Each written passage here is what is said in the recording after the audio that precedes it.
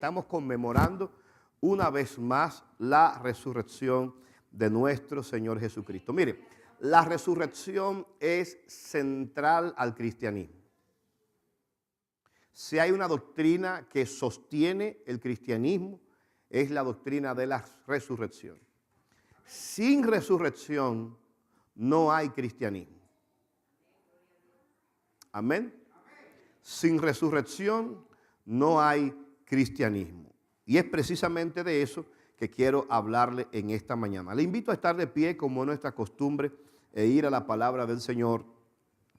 Acompáñeme en el capítulo 15 de la primera carta de Corintios. Capítulo 15 de la primera carta de Corintios. Y vaya conmigo al verso 1 y estaremos leyendo varios versículos de esta carta. Gloria al nombre del Señor.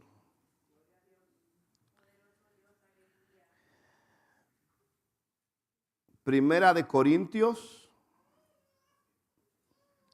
capítulo 15, desde el verso 1 en adelante. Cuando usted me responda con un amén, yo sé que usted lo encontró.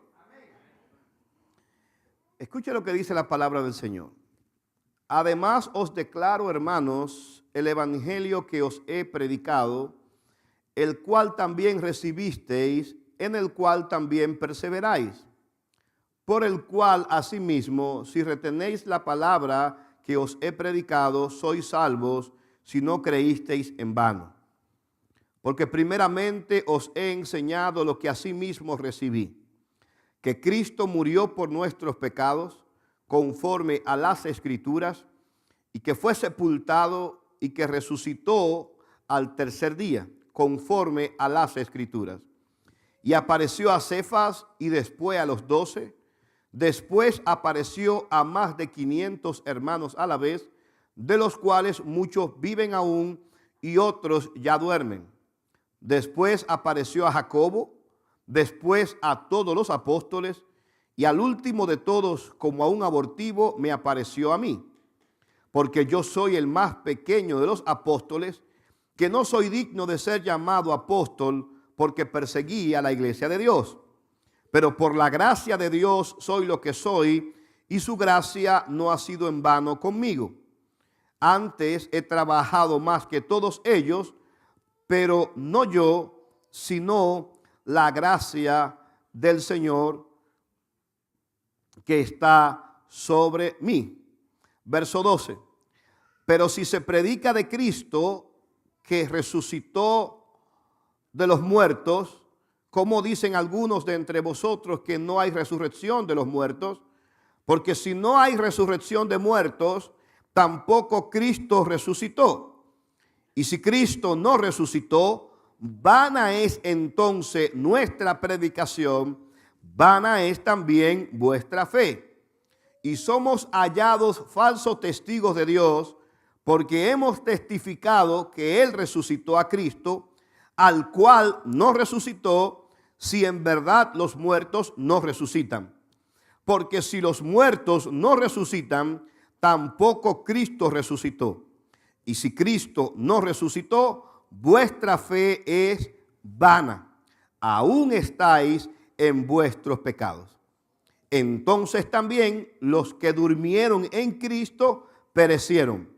Si en esta vida solamente esperamos en Cristo, somos los más dignos de conmiseración de todos los hombres.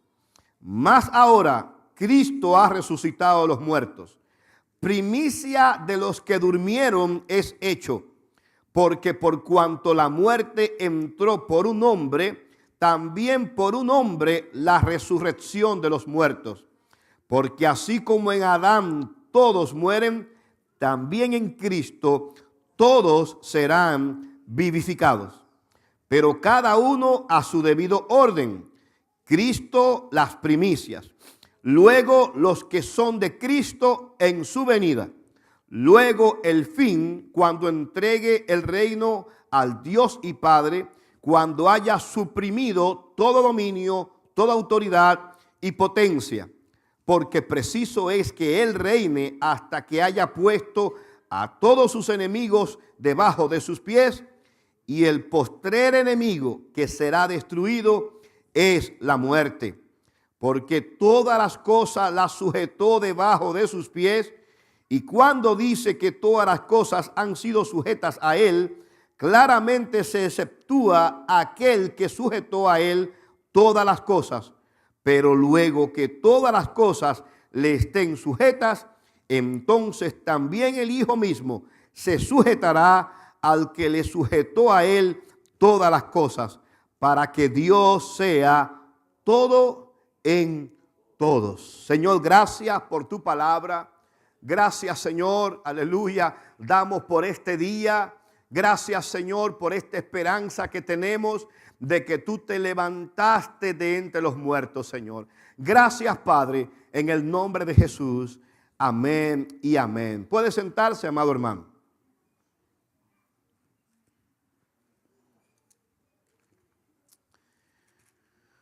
Una de las ciudades más importantes que existía en la antigüedad era la ciudad de Corinto. La ciudad de Corinto era una ciudad marítima colocada entre los mares Egeo y Adriático, y como era una ciudad portuaria, era una ciudad que era visitada por muchas personas. En Corintio, si usted va al libro de los Hechos, usted va a ver muchos detalles de esta ciudad. Ellos se vanagloriaban de muchas cosas.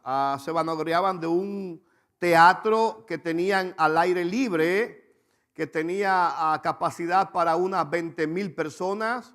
Otra de las cosas que a los gente de Corintio le producía orgullo era que ellos tenían un harén de sacerdotisas que se consideraban que eran 1,000 sacerdotisas que se dedicaban a la prostitución. Y una forma de ellos adorar, en este caso a la diosa Acera, que era la diosa de la fertilidad, era poner a la disposición de los visitantes estas 1,000 mujeres para prostituirse. De ahí es que en la antigüedad Corintio fue conocida como una de las ciudades más prósperas del antiguo imperio, pero también una de las ciudades más corruptas, de tal manera que en el tiempo de Pablo, cuando se hablaba del término corintiar, se estaba hablando generalmente de vivir de acuerdo al estilo de Corintio.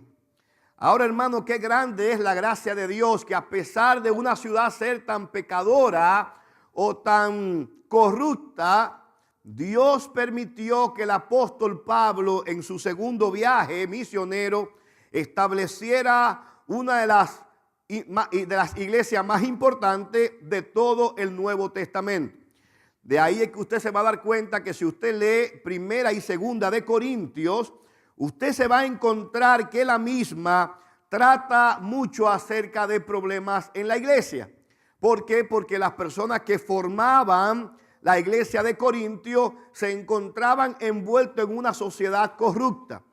Usted va a encontrar que, por ejemplo, en la carta de los Corintios se habla del tema de las divisiones, y precisamente esta primera carta que el apóstol Pablo escribe a Corintios lo hace con la intención de darle respuesta a ciertas preguntas que ellos tenían acerca de cómo vivir para Dios.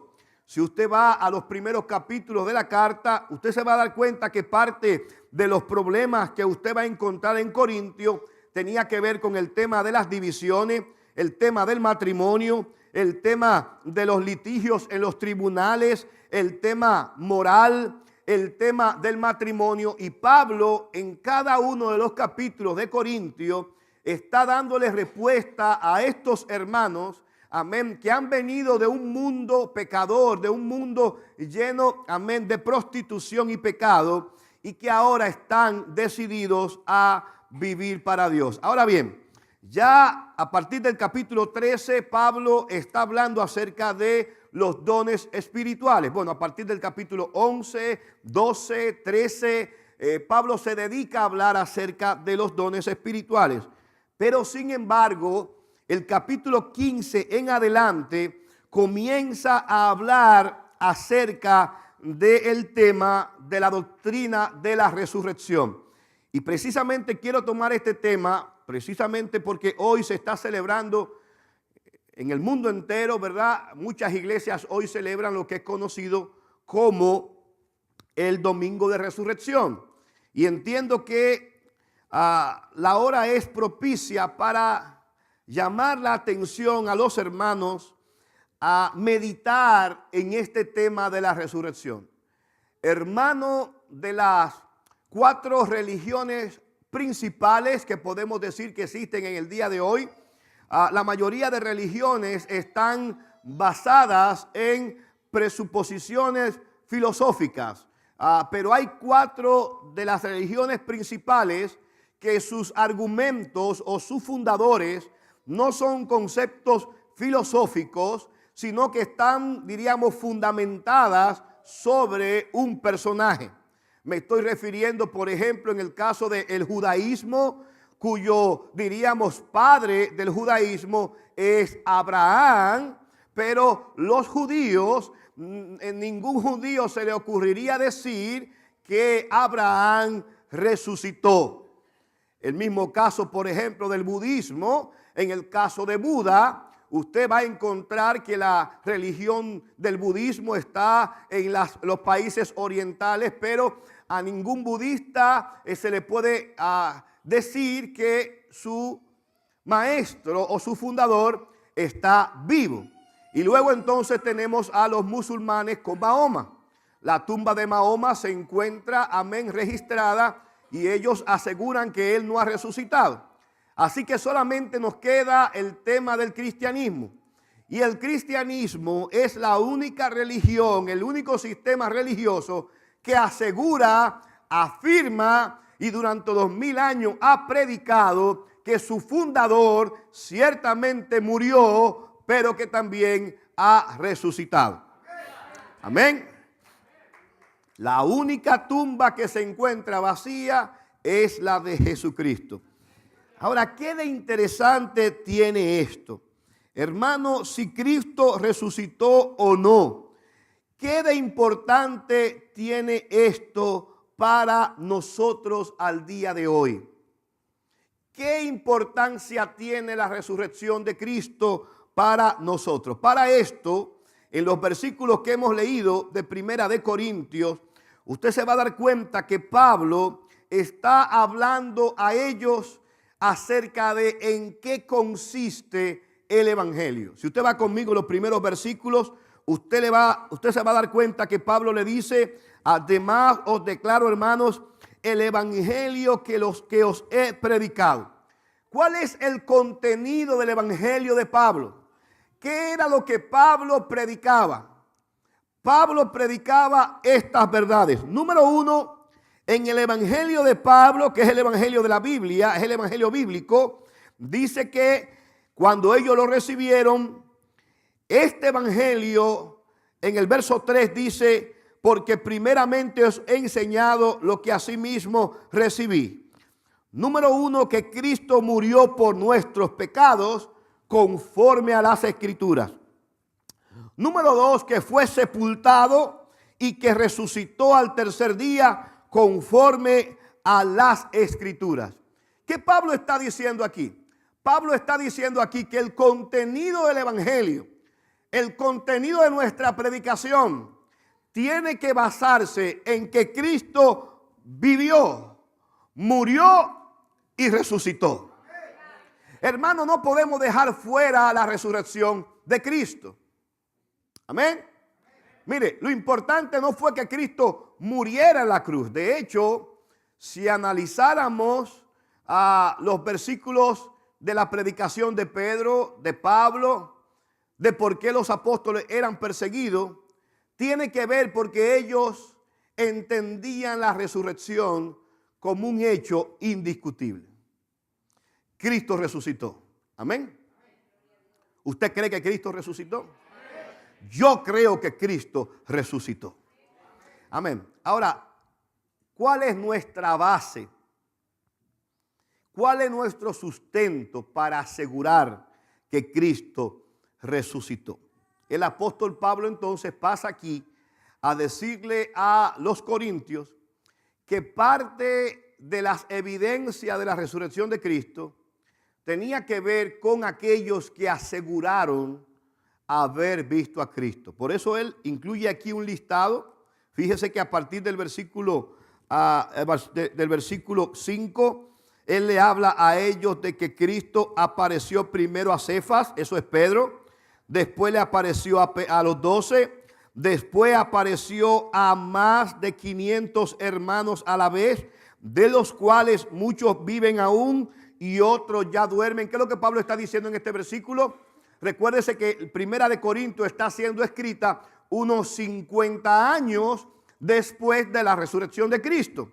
Y cuando Pablo asegura que a Cristo lo vieron un grupo de 500 personas, de 500 hermanos, Pablo está diciendo que muchos de esos que vivieron esa experiencia todavía al tiempo de él están vivos y otros ya duermen. La palabra dormir ahí significa la palabra morir, pero usted sabe que para el concepto cristiano, el que está muerto en realidad no está muerto, sino que está durmiendo. ¿Por qué? Porque creemos en que Cristo resucitó. Así que Pablo está usando como argumento aquí que dentro de los apóstoles que lo vio Cefas, lo vieron los 12 y también lo vieron los 500 hermanos. ¿Qué el Pablo está diciendo a los corintios? Si ustedes quieren preguntarle, pregúntenle a esos que lo vieron resucitado.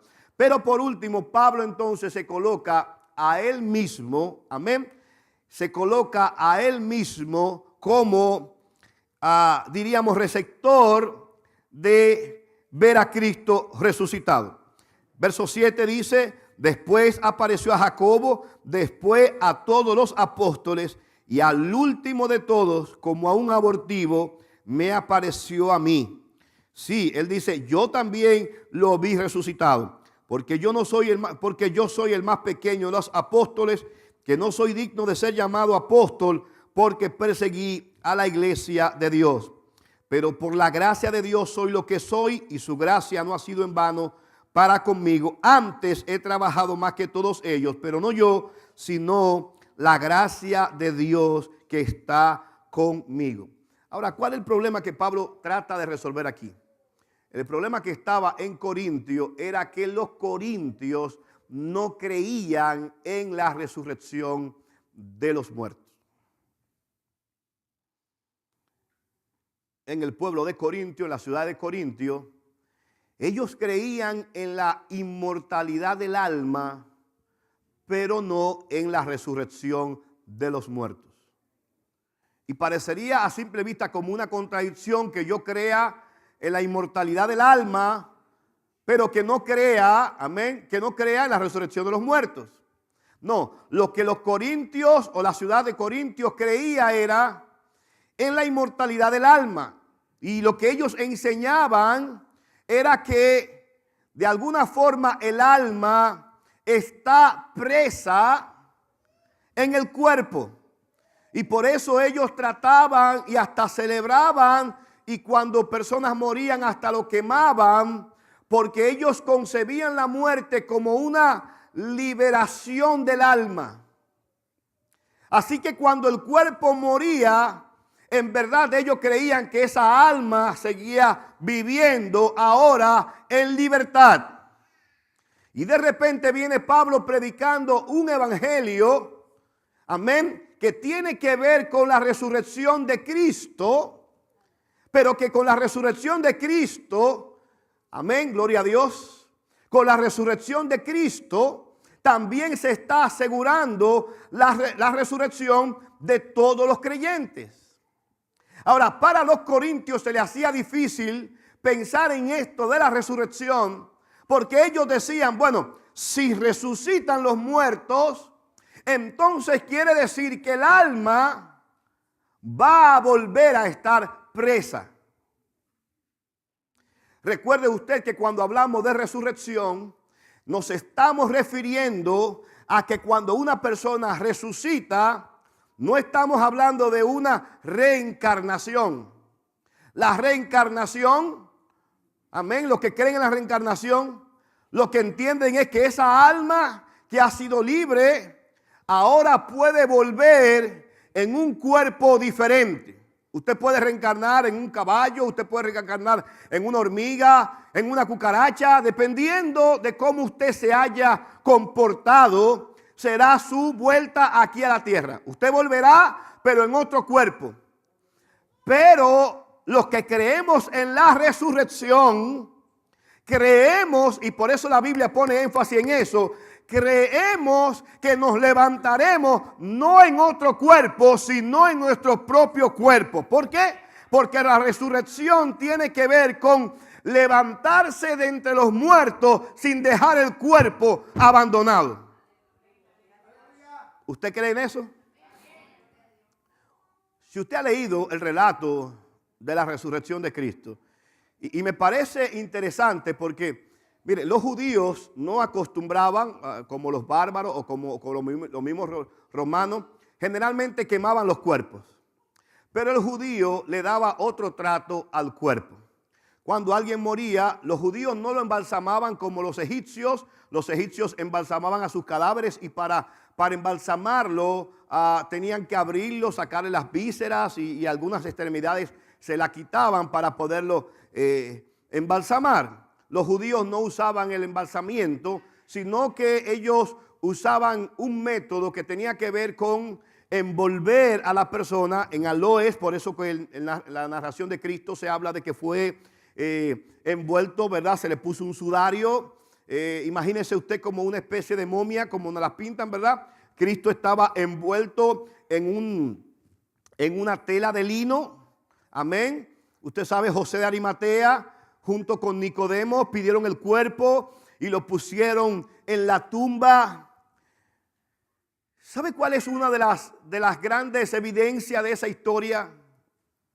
Que la Biblia dice que cuando Pedro entró a la cueva encontró, aleluya, oh gloria a Dios, encontró que las túnicas y la tela que se había usado todavía permanecía en la cueva.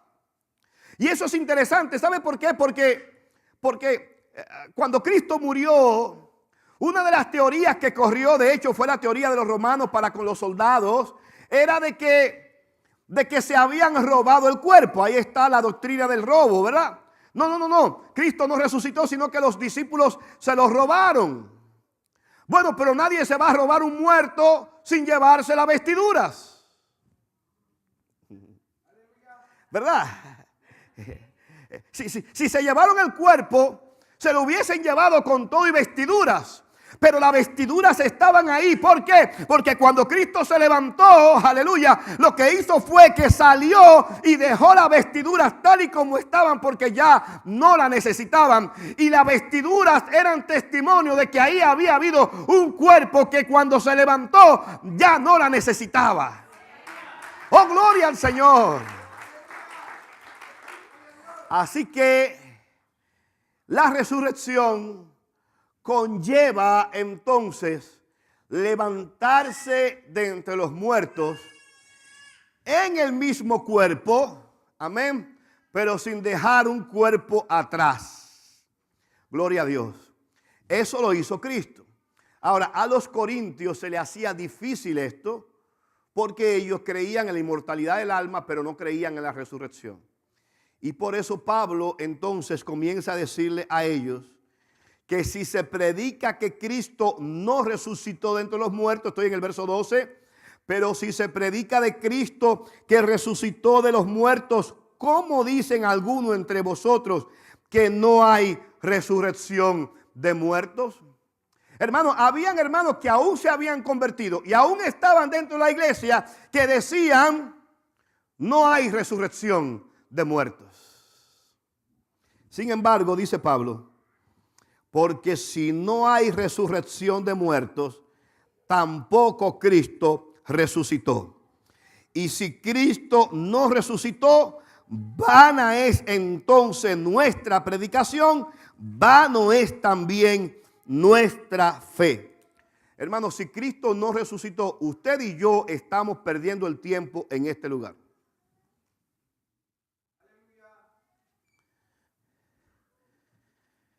Si Cristo no resucitó, la iglesia ha engañado a la humanidad los últimos 2000 años.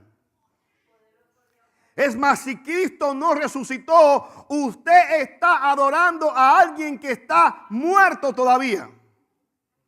Dice Pablo, si Cristo no resucitó, vana es nuestra fe. Mire, ¿sabe qué?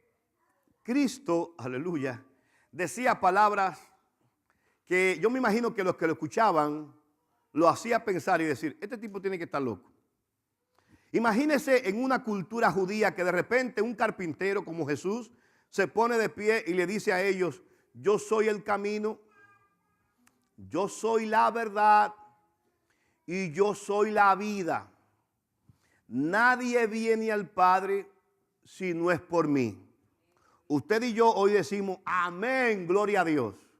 Pero imagínese usted escucharlo en vivo, en directo, Jesús en carne. Bueno, que Él lo dijera no era nada.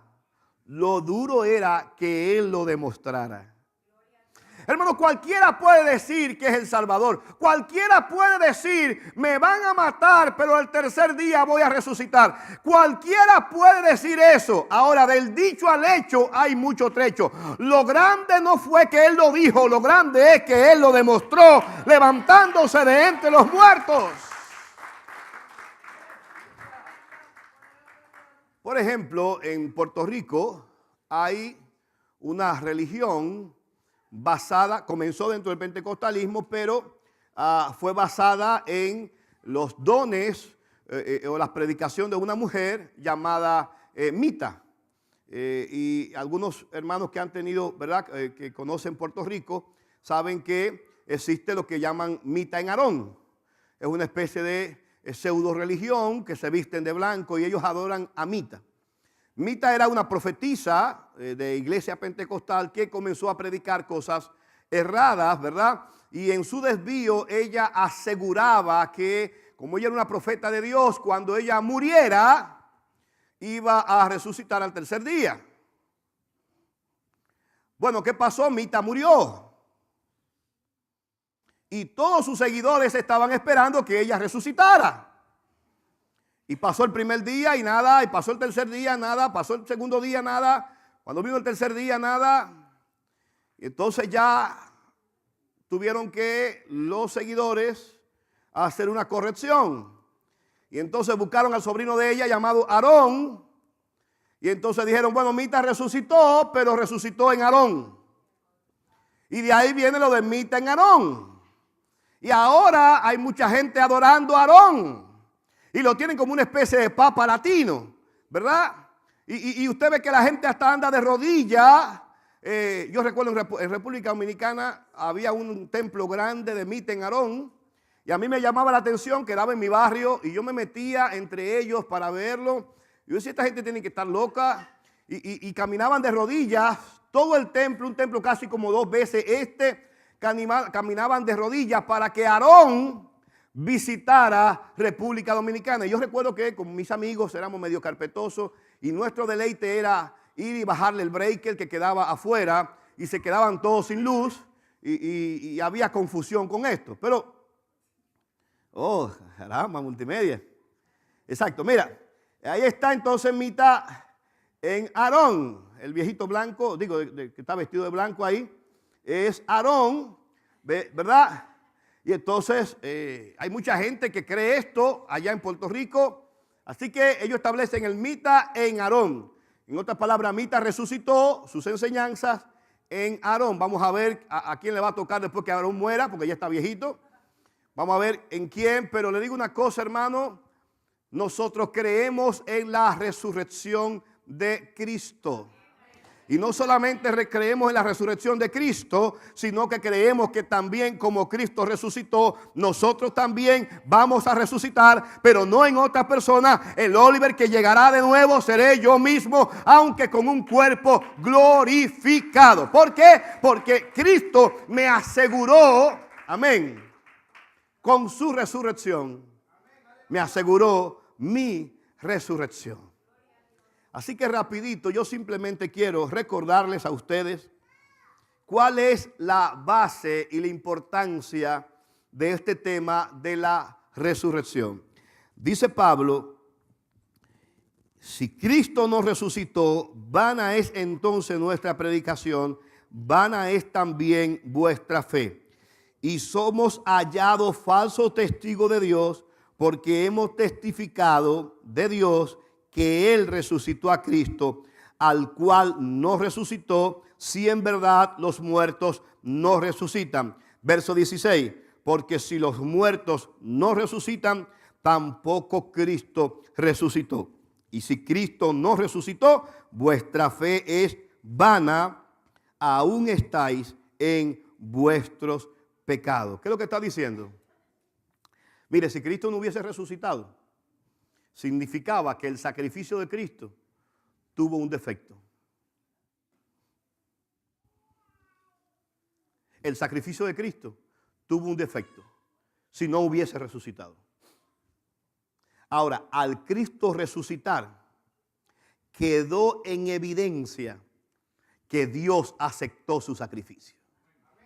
Si Dios levantó a Cristo, aleluya, de entre los muertos, es porque su sacrificio valió la pena. Si se hubiese quedado en la tumba, hubiese habido necesidad. ¿Por qué? Porque todavía estuviéramos nosotros en nuestros pecados.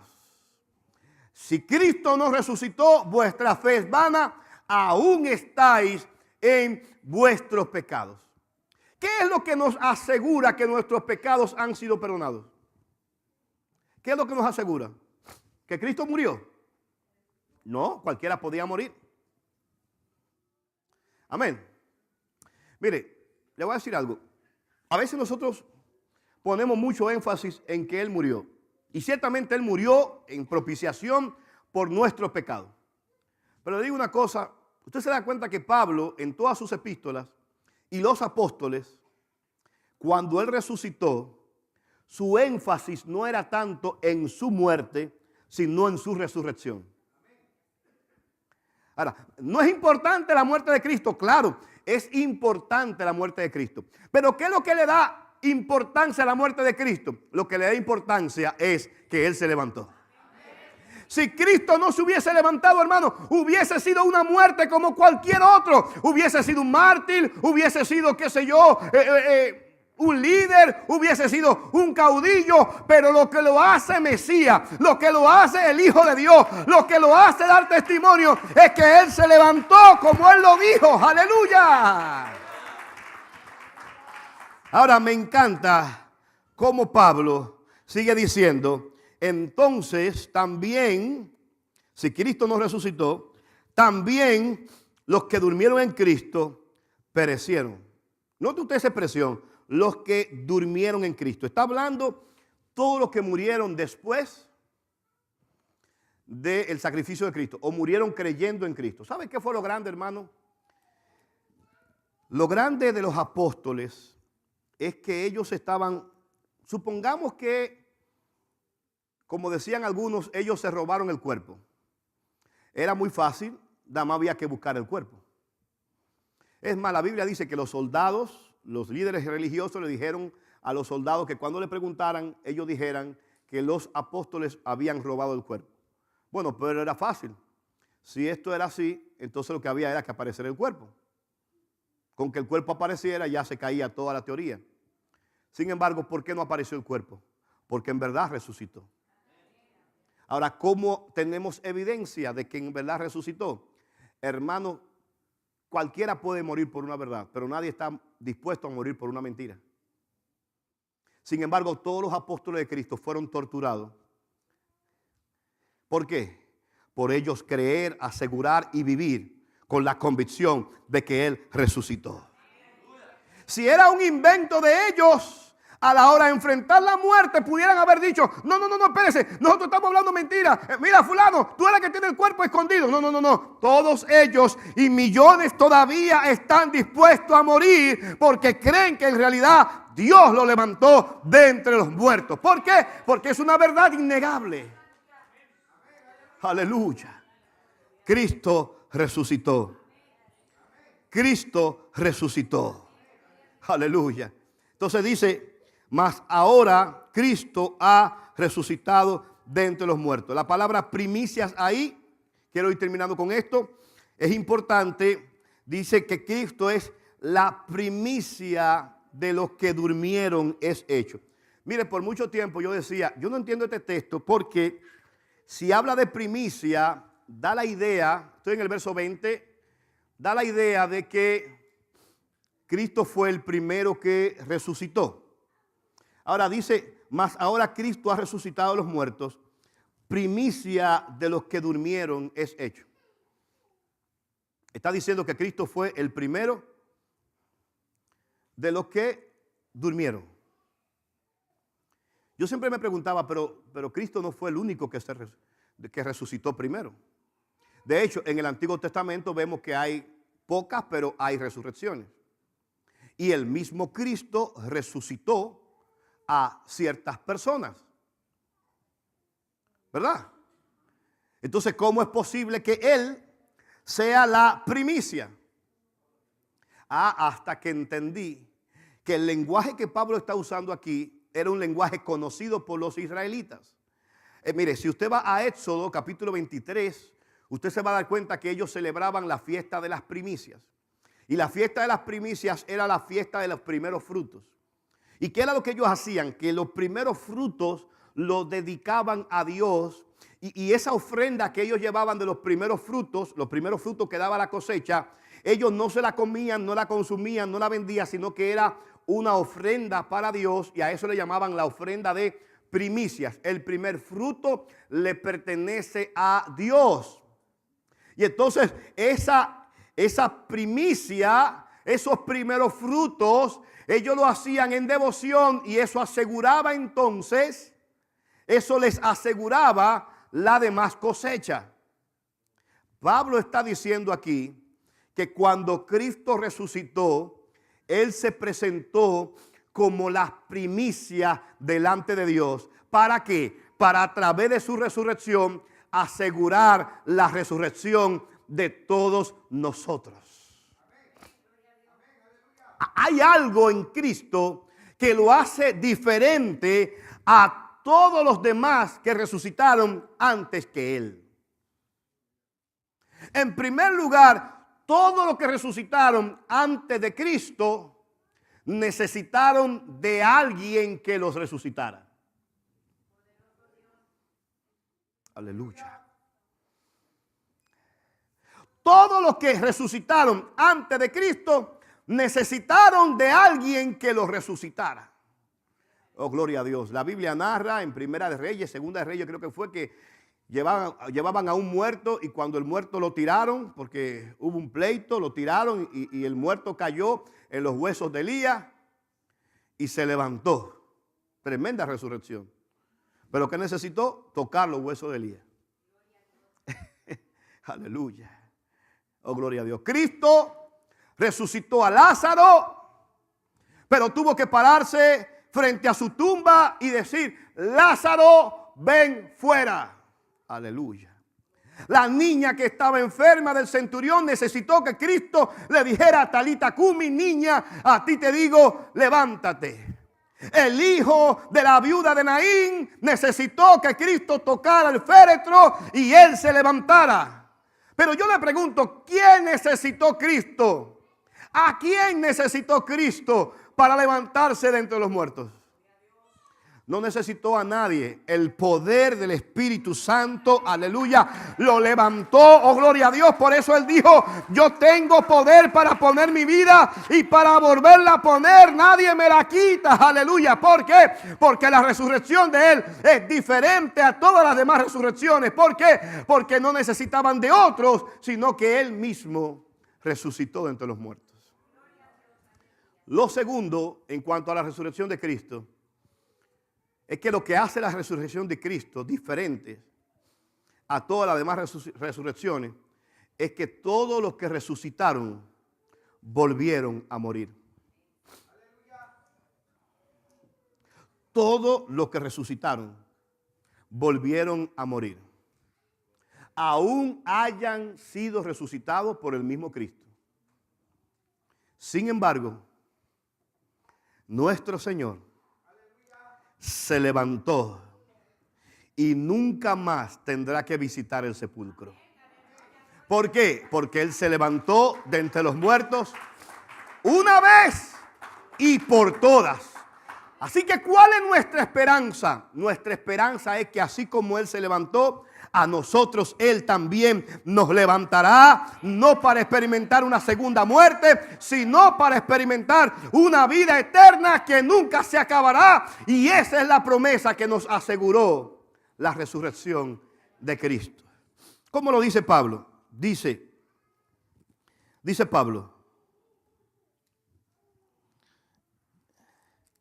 por cuanto dice, mas ahora Cristo ha resucitado a los muertos, primicia de los que durmieron es hecho. Porque por cuanto la muerte entró por un hombre, también por un hombre la resurrección de los muertos. Porque así como en Adán todos mueren, también en Cristo todos serán vivificados. Pero cada uno a su debido orden. Oiga el orden de las resurrecciones. Verso 23. Cada uno a su debido orden. Primero Cristo, que es la primicia. Luego, ¿quiénes? ¿Usted está ahí? Dice, ¿cuáles son los segundos que van a resucitar? Luego, los que son de Cristo en su venida. Luego, al fin o al final, cuando entregue el reino al Dios y Padre, cuando haya suprimido todo dominio, toda autoridad y toda potencia. ¿Cuál es el orden de la resurrección? Cristo ya resucitó, es la primicia. Después nosotros que hemos muerto en Cristo o que seremos arrebatados en el rapto de la iglesia, somos los que vamos a resucitar. Hermano, cuando Cristo venga en su segunda venida, no va a ser visible para todo el mundo, sino para aquellos que han muerto en Cristo. Por eso dice que los muertos en Cristo resucitarán primero. No toda la humanidad, los muertos en Cristo resucitarán primero. Aleluya.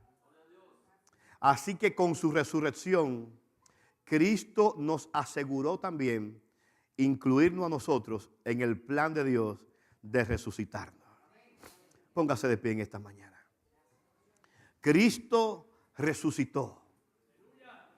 Primicias ha sido hecho.